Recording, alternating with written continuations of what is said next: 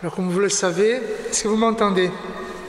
Comme vous le savez, nous avons l'intention de partager ce moment de culte avec d'autres liturges. Nous avons même une formation qui a été mise en place. Le but, c'est que tous ceux qui peuvent et souhaitent participer au culte, et voilà, ils peuvent le faire. Et je voudrais lire le texte du jour. C'est 2 Corinthiens 13, chapitre 11 à 13. C'est la bénédiction apostolique de l'apôtre Paul. Le texte nous dit: au reste, frères, soyez dans la joie, perfectionnez-vous, consolez-vous, ayez un même sentiment, vivez en paix. Le Dieu d'amour et de paix sera avec vous. Saluez-vous les uns les autres par un saint baiser. Tous les saints vous saluent. Que la grâce du Seigneur Jésus-Christ, l'amour de Dieu et la communion du Saint-Esprit soient avec vous tous. Voici la parole de Dieu. Prions. Père éternel,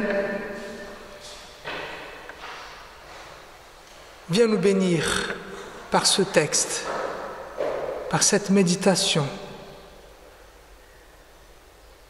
Je sais que nous tous, nous avons besoin d'une parole maintenant, pour que notre vie soit guidée par toi, Père éternel. Que ton Saint-Esprit nous aide à comprendre ce que tu veux nous parler aujourd'hui. En tant que prédicateur, aie pitié de moi, afin que je transmette seulement ce que tu veux. Au nom de Jésus-Christ, nous te prions. Amen. Alors, imaginez que vous êtes un cadre surbooké, très actif, constamment connecté, vous contrôlez tout, vous participez de tout, vous anticipez tout, et soudain, un crash d'avion vous jette sur une île déserte. Plus d'agenda, plus de téléphone, plus de certitude. Vous êtes seul, vraiment seul, pendant 4 longues années. Voici, c'est le scénario du film Seul au monde, peut-être que vous l'avez vu avec Tom Hanks. Lui, il va incarner le personnage qui s'appelle Chuck. Il lutte pour survivre. Chaque jour est pareil. Il apprend à faire du feu. Il pêche à la main nue et parle à un ballon nommé Wilson pour ne pas devenir fou. Le temps semble figé. Tout est lent. Rien ne change. Et pourtant, dans ce désert sans mouvement apparent, quelque chose évolue en lui.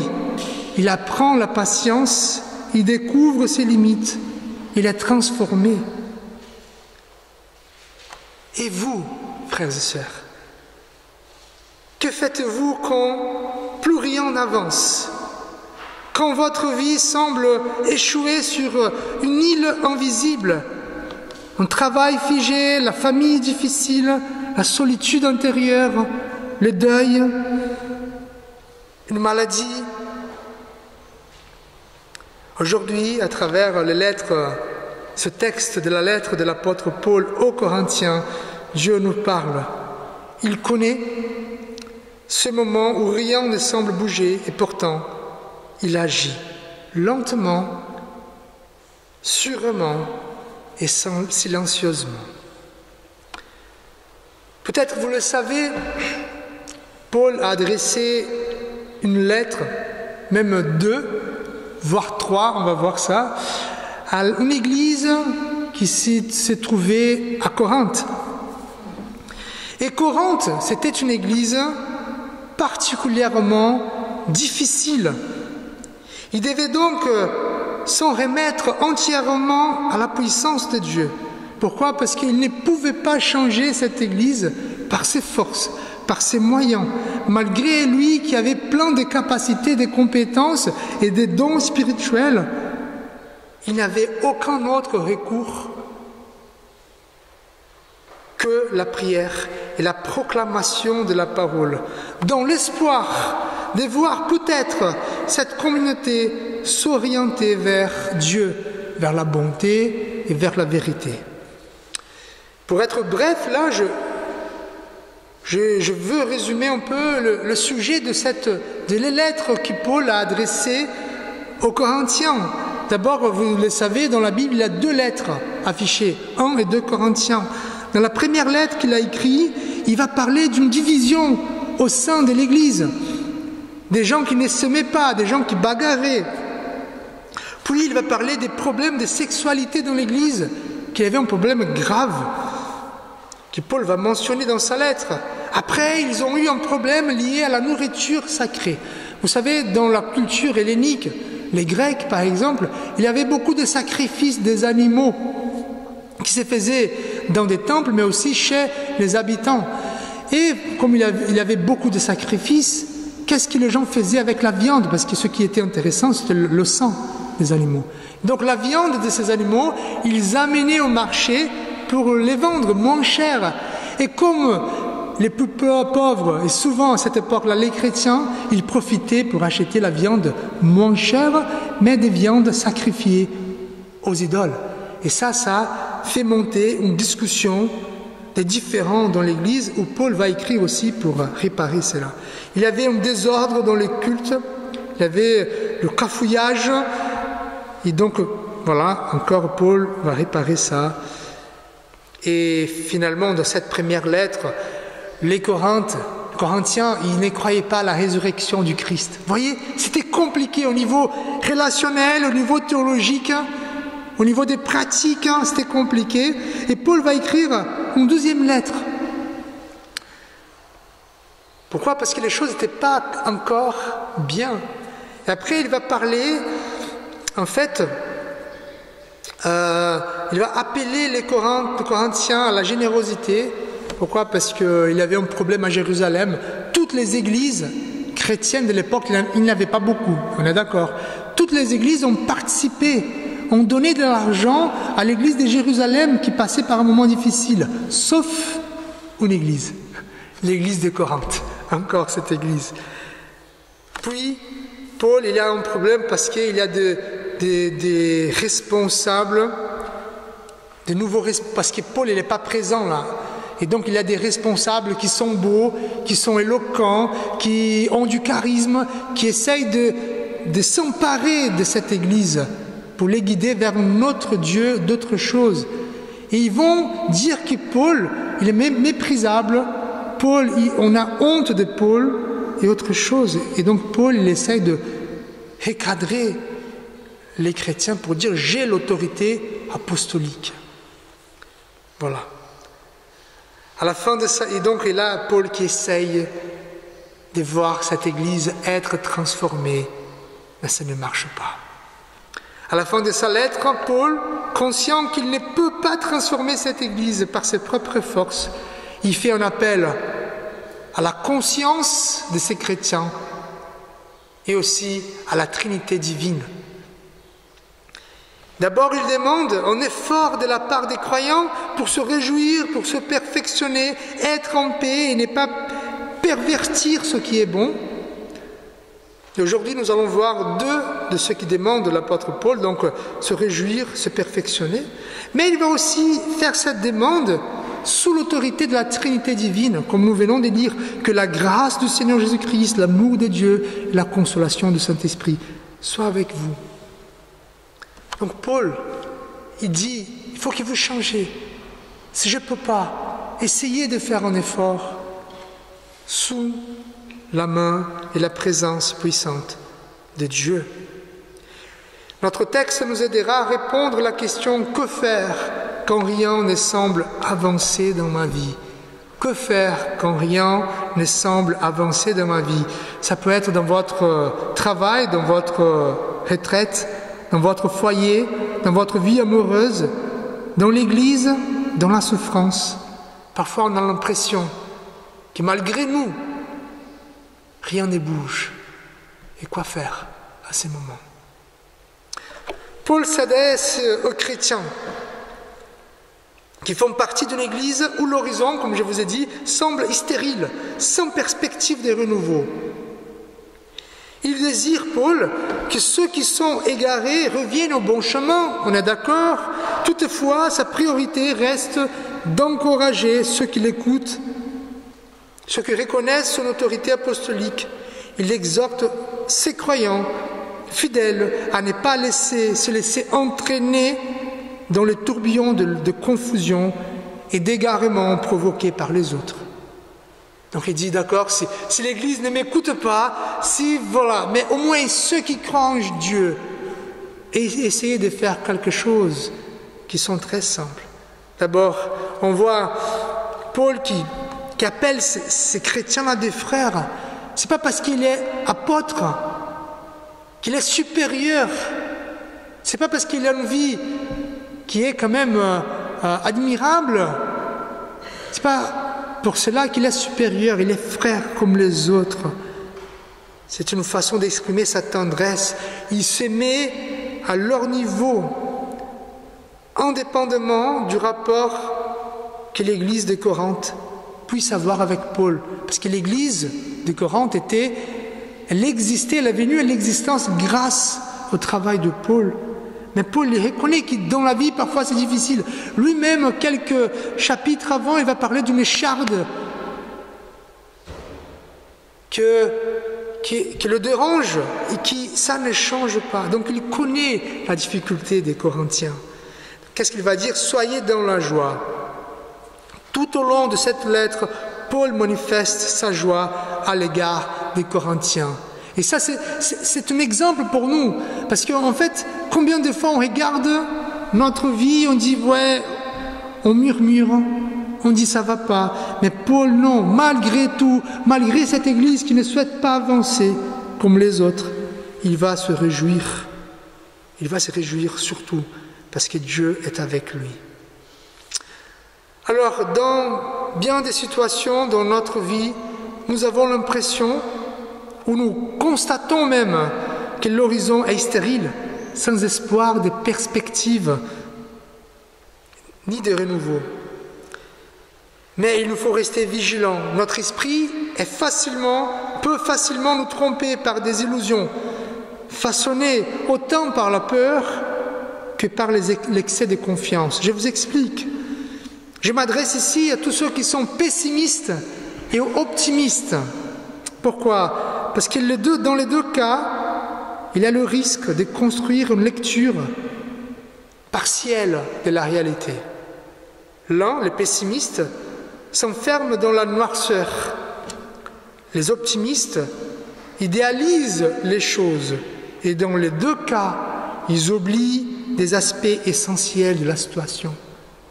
Comme dit l'auteur inconnu, l'optimiste rit pour oublier, le pessimiste oublie pour rire. Et parfois, quand on regarde notre situation, on peut penser à plusieurs choses, on est d'accord? Comme je vous évoquais, le travail, la vie amoureuse, du couple, la famille, les enfants. Et parfois, on peut avoir un regard très pessimiste des choses. Ça ne va pas évoluer. Prenons l'exemple de l'Église. Je regarde l'Église, ouais, ça ne va pas évoluer. On n'est pas nombreux, c'est difficile, et autres. Ou on peut juste la regarder en disant, non, c'est comme ça va avancer, ça va changer. Demain, il y aura du monde ici.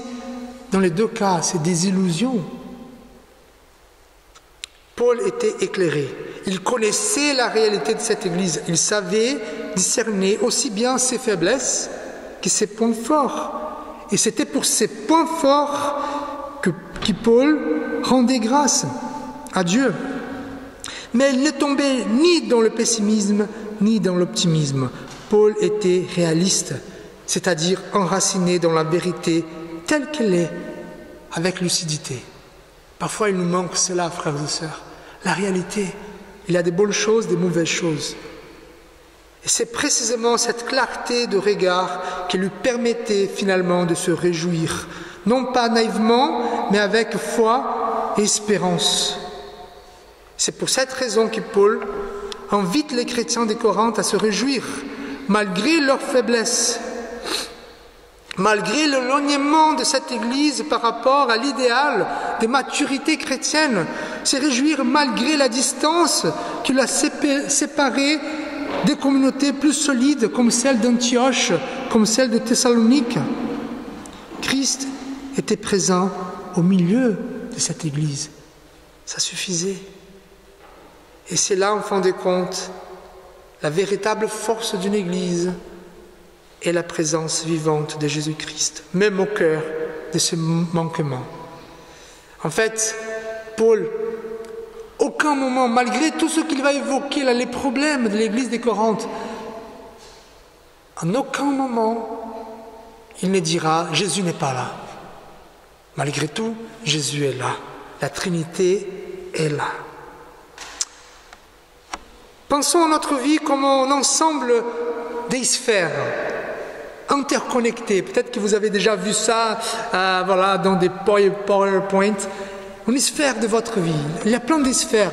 Votre foyer, votre métier, vos amitiés, et tout cela se touche. La vie de l'Église, toutes ces dimensions forment un tout, c'est votre existence. Il se peut que dans certaines sphères de votre vie, vous ayez l'impression que rien n'a de sens et que l'avenir est sombre, que rien n'avance. Dans ces moments-là, frères et sœurs, adoptez un regard réaliste et rempli de grâce. Oui, il y a des faiblesses. Oui, mais il y a des points forts. Il y a des faiblesses, de retards, de blessures, mais il y a aussi des forces, des semences de vie, des signes d'espérance. Vous êtes un chemin, ne vous comparez pas aux autres. Chacun avance selon le rythme que Dieu permet. Bon, je ne sais pas si vous ici, vous avez les réseaux sociaux, mais pour les plus jeunes, c'est normal. On a nos vies qui sont bien comparées. Oh, il y a un gars qui a mon âge, 40 ans, qui a une belle voiture, et moi, je n'ai pas une belle voiture. Parfois, je peux me dire, ouais, je suis un vaurien. Il ne faut pas se comparer. Chacun a son rythme. Il y a eu un psychologue qui a dit une fois, si votre voiture tombe en panne, ne soyez pas déçus. Ça veut dire que vous ayez au moins une voiture. Je ne sais pas si vous avez vu le film qui s'appelle Click. C'est Click, télécommande de votre vie. C'est un film, c'est ancien, c'est 2006. Un monsieur qui trouve une télécommande magique. Donc il peut accélérer ou faire des pauses dans sa vie. Donc qu'est-ce qu'il fait? Dans des moments où ça ne va pas, il avance jusqu'à que ça va bien. Et à un moment donné, il avance trop sa vie. Il passe de 30 ans à 60 ans très vite. Et finalement, il se rend compte qu'il a tout raté. Il a raté sa famille, il a raté son travail, il a raté son épouse. Il a même raté la vie de son chien, en fait. Frères et sœurs, il faut que nous soyons reconnaissants pour se réjouir avec le peu qu'on a. Que notre cœur apprenne la grâce du moment présent avant que le regret ne nous fasse dire « J'étais dans la joie et je ne l'avais pas vu ». Et quand on regarde Jésus-Christ, c'est un exemple pour nous. Lui, qui savait, il connaissait la fin de sa vie. Il savait qu'il était venu et qu'il allait mourir. Mais pendant ces 3 ans de ministère où il savait qu'il allait vers la croix, qu'est-ce qu'il a fait? Il a fêté, il a fait des amis. Il a essayé de tirer le meilleur de la vie. Et nous pouvons le faire aussi. Mais il y a une autre chose que nous demande l'apôtre Paul. Il va nous demander de nous perfectionner. Donc d'abord nous réjouir, mais maintenant nous perfectionner. Il va dire, perfectionnez-vous. Ce que Paul exigeait des Corinthiens, c'était en termes d'amélioration, améliorer leur vie avec Dieu. Il voulait que les Corinthiens rejettent l'évangile étrange prêché par leurs adversaires, comme je vous ai dit. Il voulait que les Corinthiens qu'ils reconnaissent Paul en tant qu'apôtre pour pouvoir guider, reconnaître l'autorité de Paul. Il souhaite que les Corinthiens veillent à ce qu'aucune pratique immorale soit tolérée parmi eux. C'est pas compliqué, voilà. Déjà, être dans le bon chemin de l'évangile, reconnaître l'autorité et ne pas avoir des pratiques immorales. Et même simple comme ça, les Corinthiens n'arrivaient pas à accomplir. L'appel de Paul aux Corinthiens pour se perfectionner, pour s'améliorer et aussi pour se consoler, c'est ça qu'il dit, consolez-vous. Paul exhorte ses lecteurs à se consoler, à s'encourager mutuellement. Imaginez dans une église, bon, il y avait du monde qui marchait dans un chemin qui n'était pas le bon, mais il y avait quand même quelques hommes qui voulaient faire d'une façon correcte. Donc Paul dit, trouvez-vous et consolez-vous mutuellement. Frères et sœurs, lorsque les choses n'avancent pas beaucoup ont la tendance de se renfermer sur eux-mêmes en attendant qu'un miracle tombe du ciel. Je ne vois pas ça avancer dans ma vie, donc peut-être qu'un miracle va tomber du ciel. Peut-être quelque chose va se passer et tout sera résolu. Mais dans cette attente, nous sommes souvent tentés de fuir de nos responsabilités. Et cela se manifeste généralement de deux manières. Comment je peux fuir de mes responsabilités quand les choses n'avancent pas? D'abord, je recherche le plaisir facile. Et deux, je me réfugie dans la détente. Je vais vous expliquer. Je ne vous parle pas comme une opinion, c'est psychologiquement réel ça. Ces deux voies, soit le plaisir facile, soit la détente, ont un point commun. Ils sont centrés sur les besoins de notre corps. Ça veut dire, c'est notre corps qui demande. Lorsque notre corps voit un problème, il va essayer de suite à se cacher dans des plaisirs faciles et aussi la détente. Le plaisir facile, pourquoi? Parce que quand il y a un problème, il faut que notre foi s'engage. Mais parfois c'est trop dur, trop difficile, et on ne veut pas avoir une foi engagée, on veut avoir plutôt une foi désintéressée.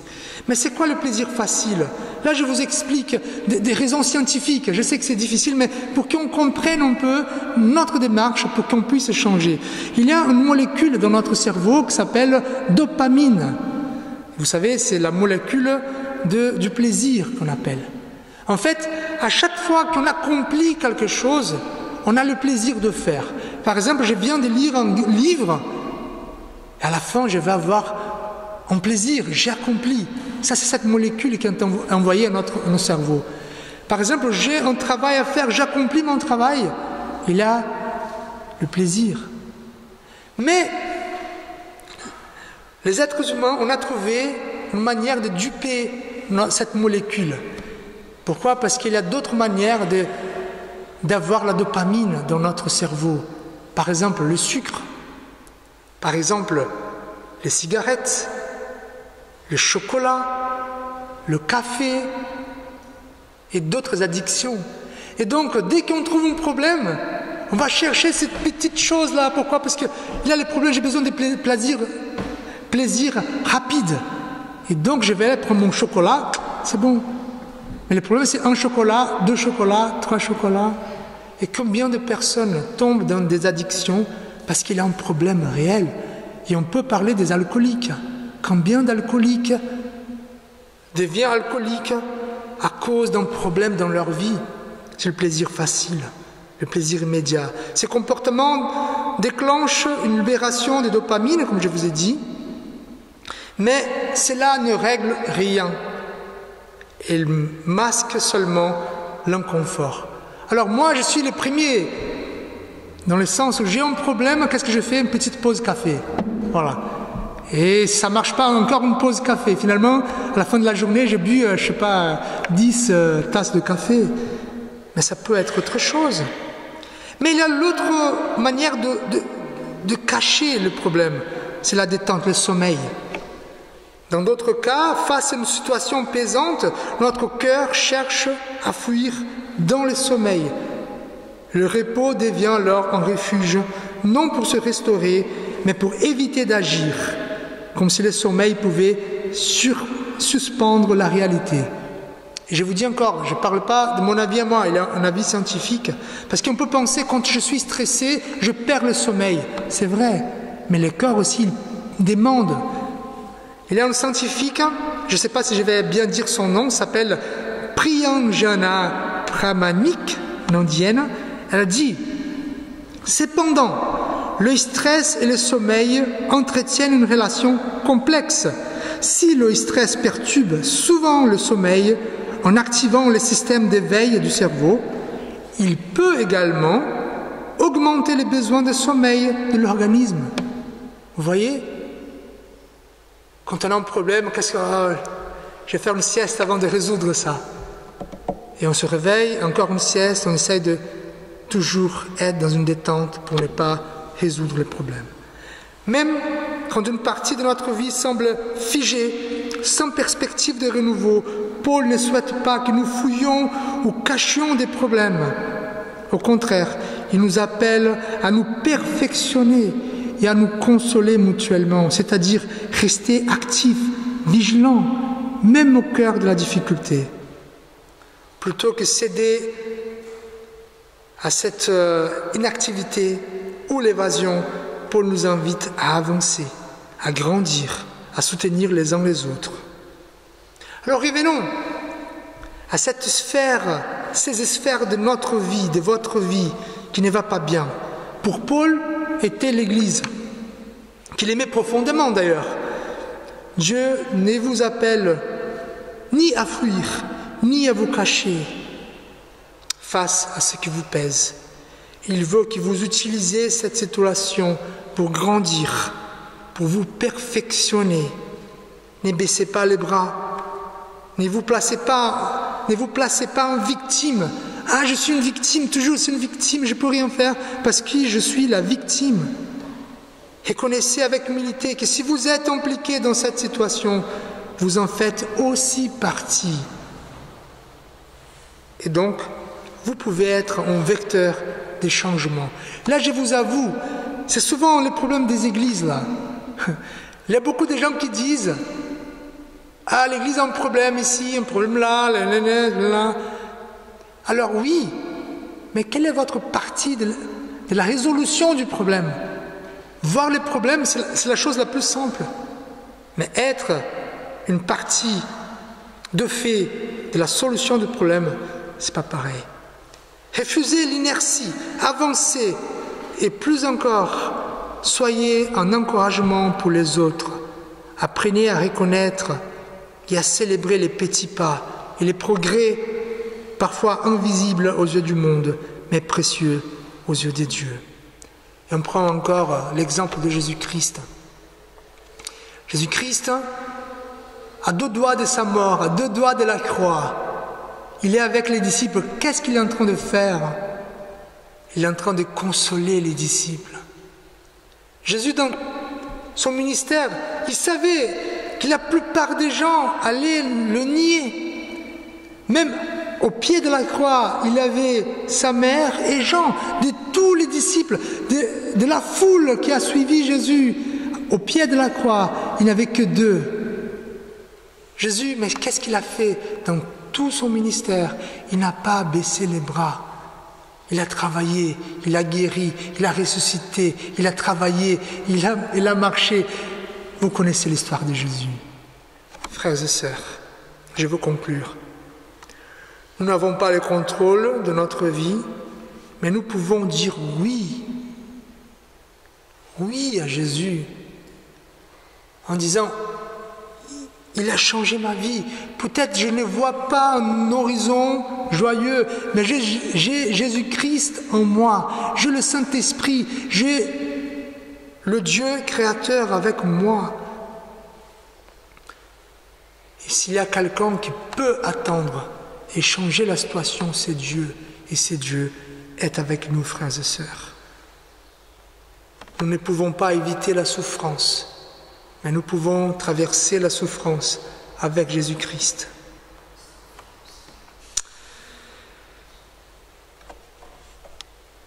Dire oui à Dieu, c'est avoir l'assurance que nous allons avancer, grandir, nous réjouir et nous perfectionner.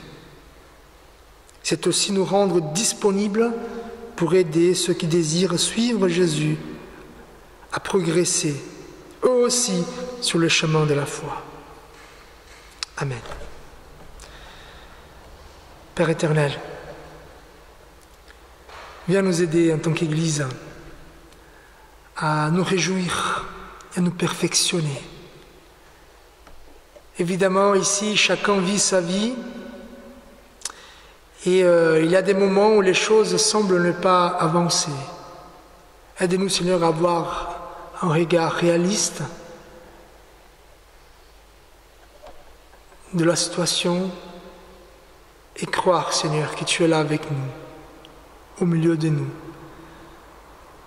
Et Seigneur, aide-nous à nous réjouir, malgré tout. Aide-nous, Seigneur, à nous perfectionner et à nous consoler mutuellement. C'est au nom de Jésus-Christ que nous te prions. Amen.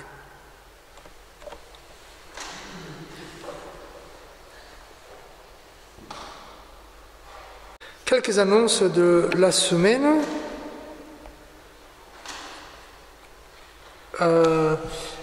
Vendredi, étude biblique au presbytère. Nous allons encore notre dernière rencontre pour parler sur le sujet l'aide à mourir selon la loi qui va être discutée. Donc voilà, vous êtes invités. Jeudi, réunion de prière. Simone ne sera pas là. Mais pour ceux qui sont habitués, on peut en parler pour voir si on peut se retrouver soit au presbytère, soit chez quelqu'un d'autre. La semaine prochaine, ce sera notre dernier repas fraternel de l'année scolaire. Donc, midi, après le culte. Pourquoi? Parce qu'on aura l'école biblique. Donc, ce sera un repas tiré du sac, comme d'habitude. En espérant bien de pouvoir manger dehors, parce que ça fait un petit moment qu'on ne mange pas dehors. Alors, si vous n'avez pas l'habitude de venir, venez quand même, parce que ça sera notre dernier repas. Voilà. Et après, il n'y aura pas l'école biblique. Pourquoi? Parce qu'à ce jour-là, il y a le jeu, la fête du jeu au mas d'asile. Donc, il y aura des enfants partout, donc on ne va pas garder les enfants ici. Donc après, les parents vont sortir avec les enfants pour aller jouer à la fête du jeu du mas d'asile. Voilà.